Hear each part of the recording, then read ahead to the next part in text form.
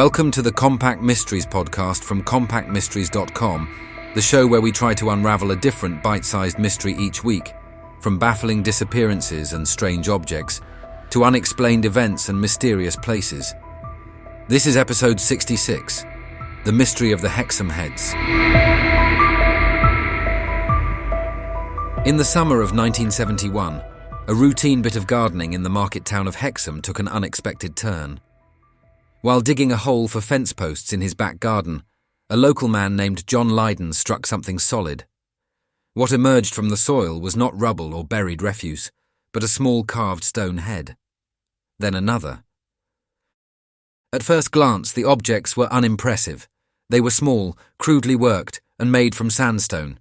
They did not resemble museum-quality artifacts. Their faces were squat and exaggerated, with hollowed eyes, flattened noses, and deeply incised mouths.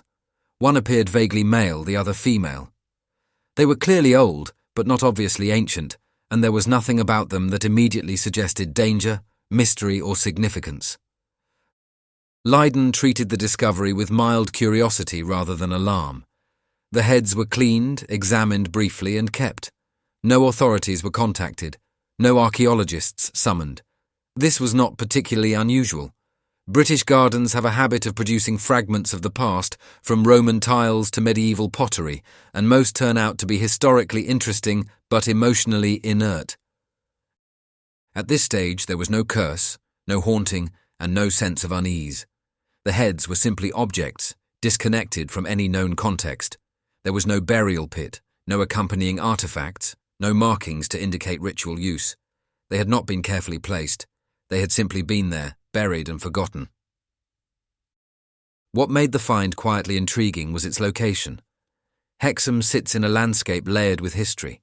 Roman roads, forts and settlements run through the region, and the medieval abbey dominates the town's skyline. Almost any object pulled from the ground could plausibly be linked to some earlier chapter of occupation. The heads might have been decorative fragments, garden ornaments, or amateur carvings discarded long ago. Lydon showed the heads to friends and neighbours. Opinions varied, but most agreed on one thing. They were odd, but not extraordinary. There was no immediate attempt to attribute them to any specific culture or period. Without a story, they were just stones shaped like faces. That absence of meaning is crucial. The Hexham Heads did not announce themselves as mysterious. They acquired their reputation later, slowly and indirectly. At the moment of discovery, there was no sense that anything had been disturbed. No warning bells rang. No lines had been crossed. The trouble, when it came, did not begin in the garden. It started after the heads were brought indoors, handled, discussed, and quietly allowed into daily life. Only then did they begin to demand attention. Once the stone heads were brought into the house, they stopped being garden curiosities and started attracting interpretation. Friends who examined them more closely began to speculate about their origin. The rough workmanship, the stylized facial features, and the pairing of male and female forms suggested something older than a Victorian ornament. The idea slowly took hold that these were not decorative at all, but ritual objects. Local folklore offered a ready-made framework. Northumberland is rich in stories of Celtic practices, Roman occupation, and pre-Christian belief systems that favoured symbolic representation over realism. Stoneheads in particular carried uncomfortable associations. Across Iron Age Britain, severed heads were believed to hold spiritual power, acting as vessels for protection, prophecy, or control. The suggestion emerged that these carvings might be linked to such traditions, perhaps buried deliberately to contain or neutralize whatever force they represented. This was the point where the story took a decisive turn. Someone suggested the heads might be cursed. The idea did not arrive fully formed. It surfaced in half-joking comments, uneasy silences, and the kind of speculation that flourishes when objects refuse to sit comfortably in their surroundings. The heads did not look like art meant to be admired. Their expressions were not serene or decorative. They stared. They intruded. Once that thought was voiced, it became difficult to unsee. The heads were moved from room to room, handled, examined, and discussed. Visitors reacted unpredictably. Some laughed them off. Others felt unsettled without being able to explain why. The lack of certainty about their age or purpose allowed imagination to fill the gaps. Without provenance, anything was possible. Crucially, this phase of the story still involved no extraordinary events. Nothing had moved, no sounds were heard, no dreams were disturbed. What changed was perception. The heads were no longer inert. They were now charged with meaning, and meaning has consequences. Speculation hardened into belief through repetition. Each retelling emphasized different details. The heads became older, more powerful, more deliberately buried. The absence of evidence was not seen as a problem, but as confirmation. Ancient curses, after all, are not meant to come with documentation. By the time the idea of a curse was taken seriously, the ground had already shifted. The heads were no longer objects to be explained. They were presences to be managed. How they were stored, where they were placed, and who handled them all began to matter. That change in attitude set the conditions for what came next. Once people start expecting an object to cause harm, every unexplained noise, every bad dream, every moment of unease acquires a new possible source. The stage was set, not by the heads themselves, but by the story now attached to them. The first disturbances were easy to dismiss. A door found open, a strange noise in the night, objects not quite where they had been left. In isolation, none of it suggested anything extraordinary. But once the stone heads had acquired a reputation, coincidence became harder to separate from cause. People in the house began reporting vivid, unsettling dreams. These were not abstract nightmares, but detailed and recurring images involving pursuit, pressure, and watching eyes. Sleep became fractured. Anxiety lingered into the day.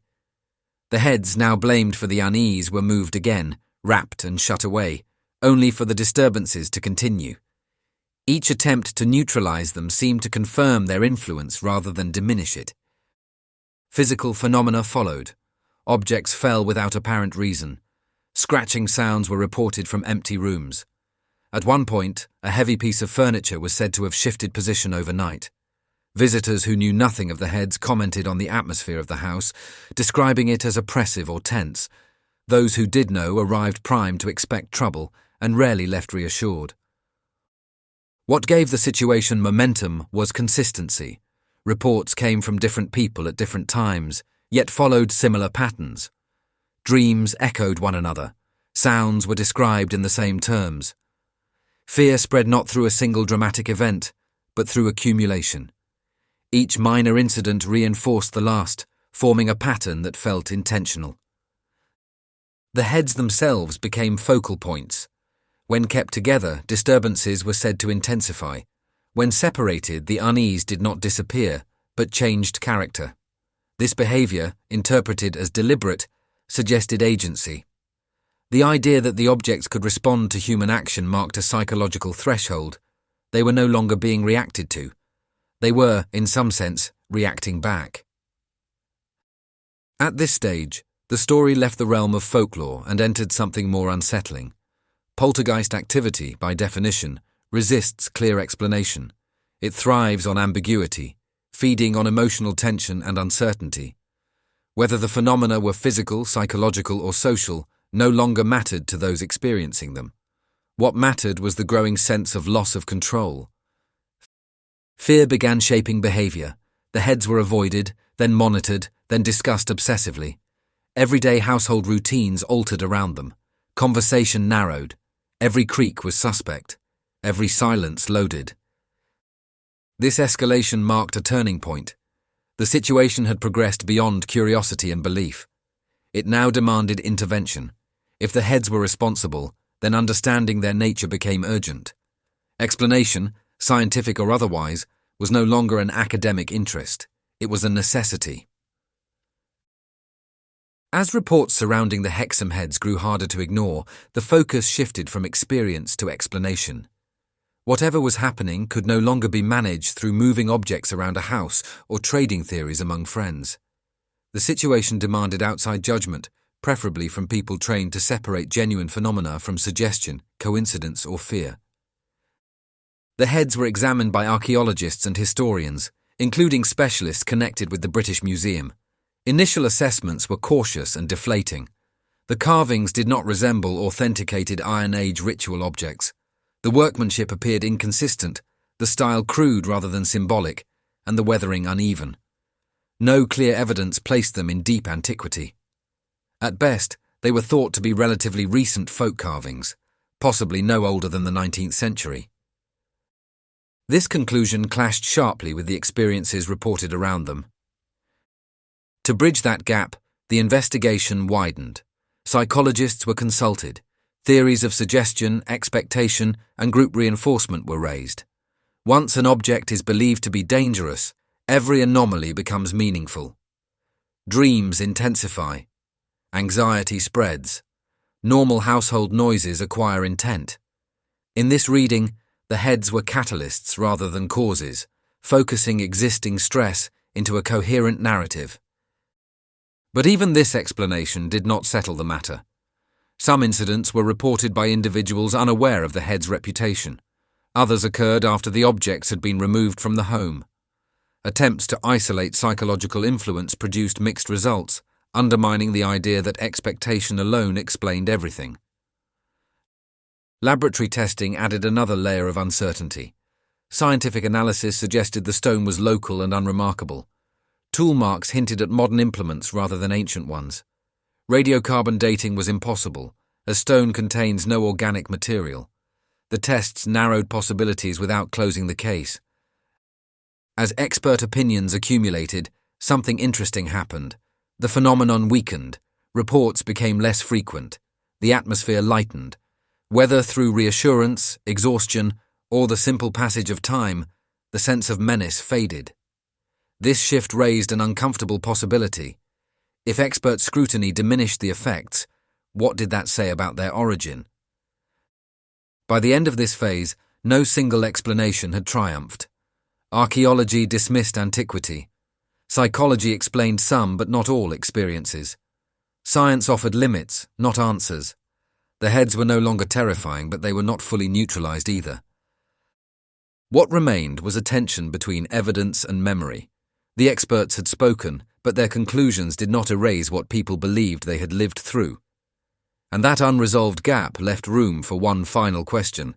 If the heads were not ancient and not supernatural, then why had they caused such lasting disturbance at all? With expert analysis stripping the Hexham Heads of ancient credentials and the reported phenomena fading into memory, attention turned to an explanation that felt both disappointing and unavoidable. The possibility that the entire episode had been built on a hoax. Not necessarily a malicious one, but a slow, accidental construction shaped by assumption, fear, and storytelling. The idea that the heads were relatively modern carvings raised an obvious question. Who made them, and why were they buried? One theory suggested they were created as amateur folk art, perhaps inspired by local history or superstition, then discarded when their purpose or appeal faded. Another proposed that they were planted deliberately, either as a joke or as part of a private ritual that lost its meaning over time. Neither explanation required malice, only human oddness. Yet the hoax explanation struggled with one uncomfortable detail. The reactions to the heads appeared genuine. People were not performing fear. They were losing sleep, altering behavior, and reporting experiences that felt real to them at the time. Even if the objects themselves were harmless, the response they provoked was not easily dismissed. This led some researchers to frame the Hexham Heads as a case study in folklore creation rather than deception. A modern legend forming in real time. An ambiguous object appears, meaning is assigned, fear follows, and events are interpreted through that lens until the story sustains itself. In this reading, no one needed to lie. Belief did the work. But that still leaves a residue of discomfort. Not all reported experiences fit neatly into expectation. Some occurred before the head's reputation was fully formed. Others were shared independently, without prompting. These inconsistencies keep the case from settling cleanly into the category of mass suggestion. What emerges instead is a hybrid explanation. The heads themselves were likely mundane. The events around them were likely shaped by psychology and environment. But the intensity of the experience and the speed with which it escalated suggest something more complex than simple imagination. Fear is not passive. Once activated, it reshapes perception, memory, and interpretation in powerful ways. The Hexham Heads may not represent ancient curses or supernatural forces, but they expose something equally unsettling. How easily meaning attaches itself to objects, how quickly narrative overrides evidence, and how thin the line can be between curiosity and conviction. By this point in the story, the Heads had lost their power to frighten, but not their ability to provoke unease. They no longer demanded belief, they demanded reflection, and that lingering ambiguity ensured the mystery was not quite finished yet. Long after the disturbances faded and the experts moved on, the Hexham Heads retained an uneasy grip on the imagination, not because they defied explanation, but because every explanation felt incomplete. Each answer closed one door while leaving another ajar, and it is in that unresolved space that the story continues to live. The heads themselves are unremarkable objects, crude carvings in local stone lacking the craftsmanship or provenance that usually sustains historical importance. Yet their impact far outweighed their physical substance. For a time, they altered behavior, unsettled homes, and reshaped relationships. That imbalance between cause and effect is what keeps the case alive. Unlike many paranormal stories, the Hexham Heads did not end with a dramatic exposure or a definitive debunking. No moment of revelation allowed everyone involved to agree on what had really happened. Instead, the experience slowly dissolved, leaving behind conflicting memories and interpretations. Those who lived through it remember something powerful. Those who study it later see something fragile and human. The case also sits awkwardly between disciplines. Archaeology offers context but not comfort. Psychology explains mechanisms but not emotions. Folklore identifies patterns but cannot strip them of meaning. Each field illuminates part of the story while leaving the core untouched. The Heads resist being pinned to a single category. Perhaps that is why the Hexham Heads continue to surface in books, documentaries, and late-night conversations. They represent a modern mystery that unfolded in plain sight, involving ordinary people, familiar places, and no obvious villains. There is no distance to hide behind, no medieval monks or ancient rituals to blame, just a handful of objects and the stories we told about them. In the end, the Hexham Heads matter not because they prove anything supernatural, but because they reveal something uncomfortable about certainty. They show how quickly meaning can be assigned, how easily fear can spread, and how difficult it is to disentangle experience from explanation once belief takes hold entirely. The Heads were buried, unearthed, examined, and dismissed. And yet the story refuses to settle. It lingers because it asks a question with no clean answer. Not whether the Hexham Heads were cursed, but why we were so ready to believe they might be. That brings us to the end of this episode of Compact Mysteries, part of the Compact Histories Network. If you enjoyed it, please follow or subscribe wherever you're listening so you don't miss any future episodes, and consider leaving a rating or review, as it really helps new listeners find the show. You can find more episodes at compactmysteries.com, where you can also explore our other podcasts covering biographies, history, disasters, warfare, and true crime. You can also follow us on Facebook, Instagram, and Pinterest.